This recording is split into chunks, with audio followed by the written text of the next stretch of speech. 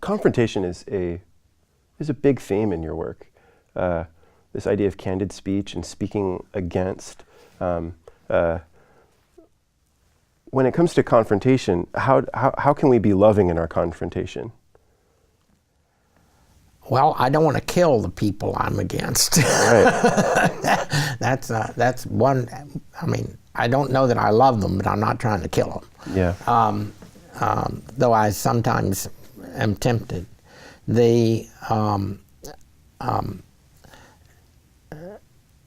Tomorrow night I'm going to talk about Matthew 18, where Jesus says, if you think your brother or sister has sinned against you, you are to confront them. He doesn't say you might consider confronting them. He says you confront them. Now you think, gee, on the whole I'd prefer, to get along by going along. But conflict is at the very heart of being a truthful community, through which we are confronted by and we confront our brother and sister, which we think has done wrong, in a way that hopefully will bring reconciliation. If it doesn't, they are to be treated as a tax collector outside the community.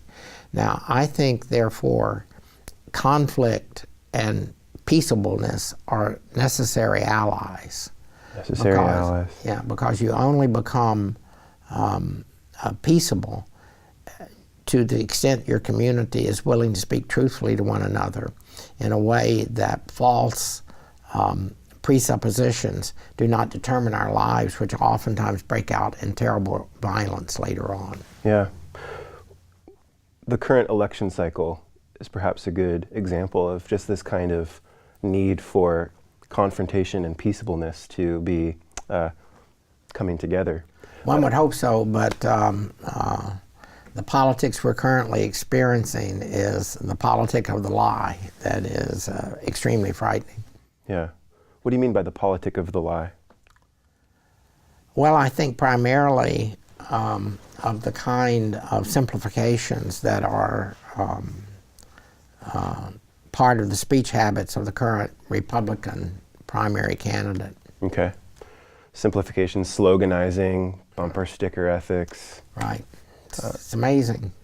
Yeah. It's amazing. It produces a background noise or a hiss of anxiety and fear. So, are these fears substantiated? No. They seem to be substantiated by the rise of militant Islam and so on. But I think much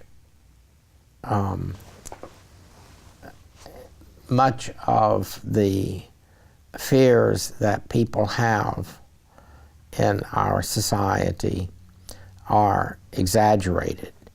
But I want to be careful about that, because I think there is the class structure of American society means that there are people that experience violence every day in a way that those of us in the middle and upper middle classes do not see, don't even know happens. And it becomes very incumbent upon us to rightly understand that there are people in our society that negotiate a violent world every day that we don't know is there. Yeah.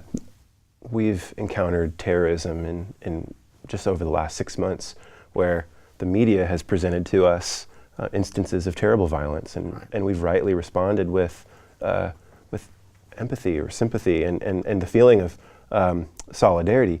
But for all the things that are shown to us in the media, there's untold numbers of unseen violence. I mean, you take Ferguson. I thought Ferguson was a very signal moment, and that the violence of the everyday police function there was clearly out of control. And you have to be very sympathetic with the people that discovered that Black lives matter. What do you say to those whose everyday experience is an experience of violence?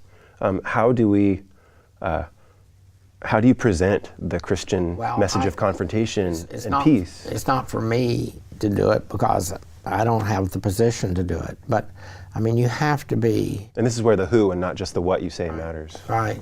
You have to be extraordinarily impressed by African American pastors who say, we're not going to let you turn us into violent people, and have the community absorb the violence in a way that refuses to pass it on.